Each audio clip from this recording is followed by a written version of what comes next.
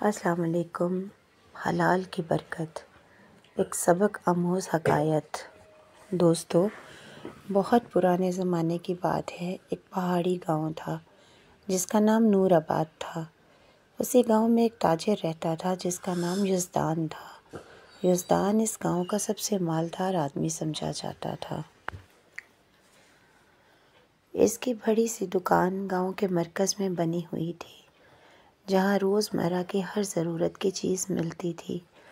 لوگ بظاہر اس سے ادب سے بات کرتے، تعریفیں کرتے، مگر دلوں میں اس کے لیے عجیب سی ناپسندیدگی چھپی ہوئی تھی، ایک ایسی وجہ جو زبانوں پر نہیں آتی تھی۔ یزدان کے گھر میں آسائشیں تھیں، دولت تھی، شان و شوکت تھی، مگر ایک چیز بالکل نہیں تھی: سکون۔ گھر میں آئے دن جھگڑے رہتے، کبھی بیماریاں، کبھی بے چینی، کبھی غصہ، ہر وقت ایک انجانی سی بے برکتی چھائی رہتی۔ حالانکہ یزدان نماز بھی پڑھتا تھا، صدقہ بھی دیتا تھا اور ظاہر میں سب کچھ ٹھیک لگتا تھا۔ ایک دن یزدان سامان لینے قریبی شہر گیا۔ وہاں کی نئی جامع مسجد میں ایک بزرگ درویش شیخ رافع کا بڑا چرچا تھا۔ لوگ ان کے پاس دل کا حال بیان کرتے اور سکون پاتے۔ یزدان کے دل میں خیال آیا، شاید میرے گھر کی بے سکونی کی کوئی روحانی وجہ ہو، کیوں نہ ان سے پوچھوں۔ نماز کے بعد وہ احترام سے شیخ رافع کے پاس بیٹھ گیا اور سارا حال بیان کیا۔ شیخ رافع نے کچھ دیر خاموش رہ کر پوچھا، بیٹا تمہارا پیشہ کیا ہے؟ یزدان بولا، حضرت میں تاجر ہوں، سارا گاؤں مجھ سے خریداری کرتا ہے۔ شیخ رافع نے سر جھکا کر آہ بھری اور کہا، یزدان غلطی تمہارے پیشے میں نہیں، تمہارے طریقے میں ہے۔ میری نظر کہتی ہے کہ تمہاری کمائی پاک نہیں۔ جس گھر میں حرام کا ذرہ بھی آ جائے وہاں سے سکون اٹھا لیا جاتا ہے۔ یزدان سکتے میں آ گیا۔ وہ بولا، حضرت میں تو دال، گھی، کپڑا، نمک، چینی سب حلال چیزیں بیچتا ہوں، پھر کیسے؟ شیخ رافع نے نرمی سے فرمایا، بیٹا چیزیں حلال ہیں مگر نیت؟ کیا تم لوگوں کی مجبوری سے فائدہ اٹھاتے ہو؟ کیا منافع حد سے زیادہ رکھتے ہو؟ کیا قیمتیں اپنی مرضی کی بناتے ہو؟ یزدان کے پاس جواب نہ تھا، چہرہ جھک گیا۔ شیخ رافع نے فرمایا، ایک کام کرو، پورے 1 ماہ کی کمائی جمع کرو، 1 روپیہ بھی گھر میں خرچ نہ کرنا۔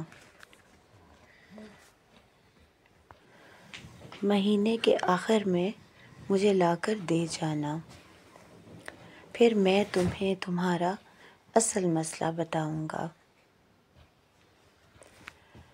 یزدان نے کہا، جی جیسے آپ حکم کریں، مگر دل کے اندر شک پیدا ہو چکا تھا، آخر یہ بزرگ میرے پیسوں سے کیا پہچانیں گے کہ یہ حلال ہیں یا حرام؟ لیکن وہ پھر بھی عمل کرتا رہا۔ 1 مہینہ مکمل ہوا، کل کمائی 390 اشرفیاں تھیں۔ یزدان اشرفیوں کا تھیلا لے کر دوبارہ شیخ رافع کے پاس پہنچا۔ انہوں نے تھیلا لیا، کہا، تم عصر کی نماز کے بعد آنا، پھر بات کریں گے۔ یزدان واپس آیا، مگر دل میں شک بڑھتا گیا۔ نماز کے بعد شیخ رافع نے وہی تھیلا واپس کیا اور کہا، اگلے مہینے بھی یہی کرنا۔ یزدان نے تھیلا کھولا، صرف 85 اشرفیاں تھیں۔ اس کا خون کھول اٹھا، لوگوں سے پوچھا مگر سب نے شیخ رافع کی تعریف کی اور ڈانٹ دیا کہ ان کا نام بدنام نہ کرو۔ یزدان کے دل میں غصہ اور شک بھرتا گیا، مگر وہ خاموش رہا۔ اگلے مہینے اس نے مزید کمائی جمع کی۔ اس بار شیخ رافع نے کمائی کا بڑا حصہ پھر روک لیا اور تھوڑا واپس کیا۔ یزدان نے تنگ آ کر قاضی کے پاس شکایت کی، مگر قاضی بھی شیخ رافع کے مریدوں میں سے تھا۔ کوئی مدد نہ ملی۔ مایوسی میں گھر لوٹا، مگر گھر میں ماحول بدلا ہوا تھا۔ جھگڑے کم ہو گئے تھے، بیماریاں کم ہونے لگیں، بے سکونی غائب ہو رہی تھی۔ یزدان حیران رہ گیا۔ تیسرے مہینے اس نے بہت زیادہ کمائی کی، مگر اس نے سوچا اگر میں سارے پیسے دے دوں اور شیخ رافع دھوکے باز نکلے تو وہ آدھی کمائی لے کر گیا۔ شیخ رافع نے اسے دیکھا اور مسکرا کر کہا، بیٹا آدھے پیسے کیوں لائے؟ یہ تو عید کا مہینہ تھا، گاؤں والوں کی خریداری کم کیسے ہو سکتی ہے؟ یزدان کا دل لرز گیا۔ یہ بات کسی کو نہیں پتہ تھی، پھر انہیں کیسے پتہ چلی؟ شیخ خاموشی سے اندر گئے اور ایک بڑا بھرپور تھیلا لے کر واپس آئے۔ انہوں نے کہا، بیٹا یہ سب دیکھو، تمہاری پچھلی 3 مہینے کی اصل حلال کمائی صرف اتنی تھی، باقی سب وہ پیسہ تھا جو تم نے ناجائز نفع میں لیا تھا، وہ تمام میں نے الگ کر دیا۔ پھر انہوں نے یزدان کے قریب بیٹھ کر کہا، بیٹا تمہیں گاؤں والے سلام تو کرتے ہیں، مگر دل میں تم سے ناراضگی رکھتے ہیں۔ کیوں؟ کیونکہ تم نے ہمیشہ ان کی ضرورت کا فائدہ اٹھایا، ناجائز منافع لیا، اور ناجائز کمائی کبھی برکت نہیں دیتی۔ اس لیے تمہارا گھر بے سکون تھا۔ یزدان کی آنکھوں میں آنسو بھر آئے۔ شیخ رافع نے نرمی سے کہا، اب یہ پیسہ لو اور اپنے گاہکوں میں واپس تقسیم کرو، کہہ دینا کہ یہ تمہارا صدقہ ہے، لوگوں کا دل بھی صاف ہو جائے گا اور تمہارا رزق بھی پاک ہو جائے گا۔ یزدان روتا رہا۔